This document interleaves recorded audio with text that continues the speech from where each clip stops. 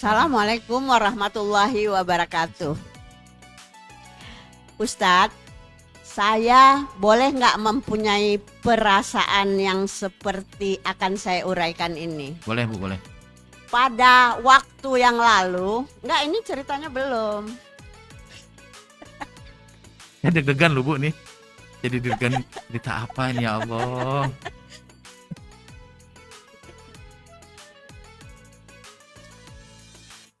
Pada waktu yang lalu, semasa suami saya masih hidup, kami itu berkorban tiap tahun.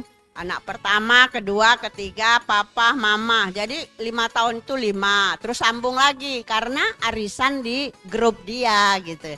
Jadi kayak terus-terusan gitu. Nah, di tempat saya sendiri juga berkorban.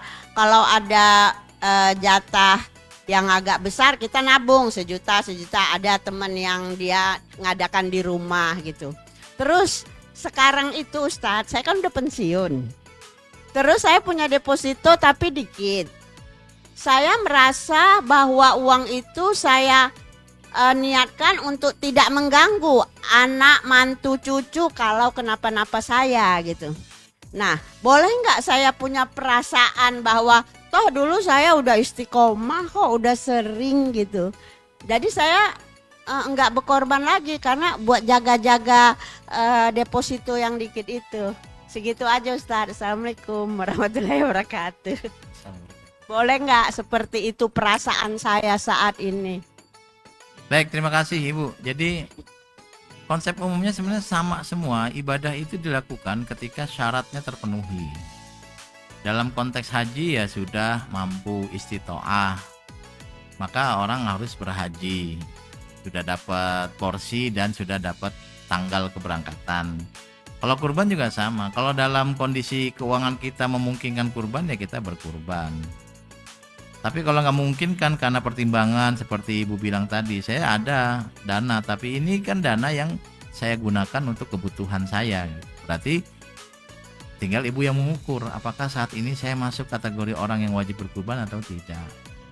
Nggak usah berkecil hati kalau belum bisa berkurban, biasa saja itu. Sahabat-sahabat Nabi yang miskin juga nggak kurban, biasa aja. Emang dia tahu miskin, kalau dia kurban juga dia kurban apa ya, kurban perasaan kan ya. Itu tiap hari, bukan Idul Adha doang gitu. Artinya bahwa kalau syarat rukunnya nggak terpenuhi ya tidak usah dipaksakan. Teman-teman sekalian, tips dari saya beribadah itu Anda harus nyaman. Jangan pernah ibadah karena terpaksa. Kalau Anda sudah wajib kurban, kurbanlah dengan nyaman. Tapi kalau belum wajib kurban, jangan dipaksa karena nanti kurbannya nggak akan enak. Semuanya itu ibadah harus nyaman. Maka saya kasih contoh yang paling gampang itu. Saya kalau bulan Ramadan, tarawih saya itu kadang-kadang banyak, 23, kadang 11, kadang cuma 4. Kok Ustadz sholatnya cuma dikit? Terserah saya, yang penting nyamannya segitu. Daripada saya sholat tapi sambil ngitungin rokaat, Allahu Akbar, masih begini tanya. Salam, assalamualaikum gini. Salam, baru 4 ya masih 8 lagi. Wah, ini udah mepet nih, udah 20 nih. Nyaman saja. Sekarang balik ke ibu-ibu. Kalau ibu-ibu merasa saya sih ada uang, tapi uang ini diproyeksikan untuk kebutuhan saya dan yang akan datang. Berarti ibu merasa belum masuk, belum terpenuhi syarat wajib, nggak usah. Bapak-bapak juga demikian sama. Ukurannya siapa? Ukurannya kita sendiri. Kita yang mengukur. Nggak usah dipaksakan. Kalau dipaksakan ibadah itu tidak akan nikmat.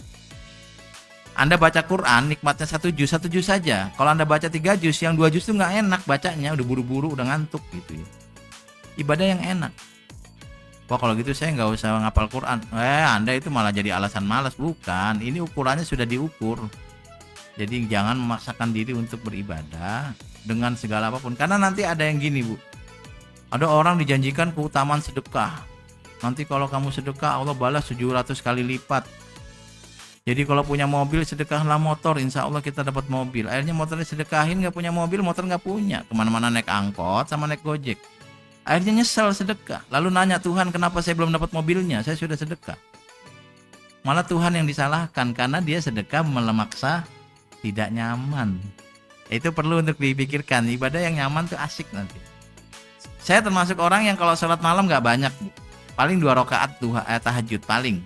Kalau lagi nambah ya paling 4, 6 lah gitu. Karena bagi saya yang penting rutin nggak bolong, 2 juga oke. Yang kedua, saya ngerasa nyaman dengan 2 rakaat itu. Daripada saya paksakan 20 rakaat tapi minggu depan saya males jadi nggak rutin, nah saya milih yang aman aja lah gitu. Toh ini ibadah sunnah, yang penting saya tidak bolong. Tapi saya nyaman daripada dipaksa-paksa untuk kayak gitu. Maka yang ibu tanyakan itu penting.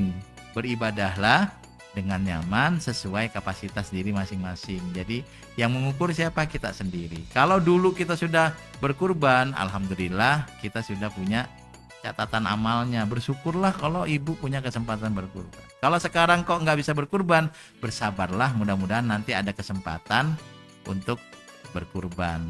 Saya cerita, saya punya kenalan udah sepuh dan dalam kondisi ekonomi yang yang pas-pasan. Saya tanya, mau kurban nggak? Mau, tapi nggak ada duit. Udah kurban aja, saya yang bayarin. Tuh kadang-kadang kurban juga, tapi kurbannya yang kurban dia, niatnya dia, namanya dia, ya saya cuma ngasih duit. Berarti orang bisa berkurban kadang-kadang tanpa harus mengeluarkan uang. Tapi kan kejadian kayak gini jarang, Bu, ya. Jarang. Cuma ada juga yang tadi ada, dan saya melakukan itu. Jadi kemarin saya kasih satu orang 3.500.000, ternyata kurang 3,75 supaya bisa pernah merasakan kurban. Artinya bahwa ternyata semangat kurban itu nanti Allah bisa kabulkan dengan cara yang unik.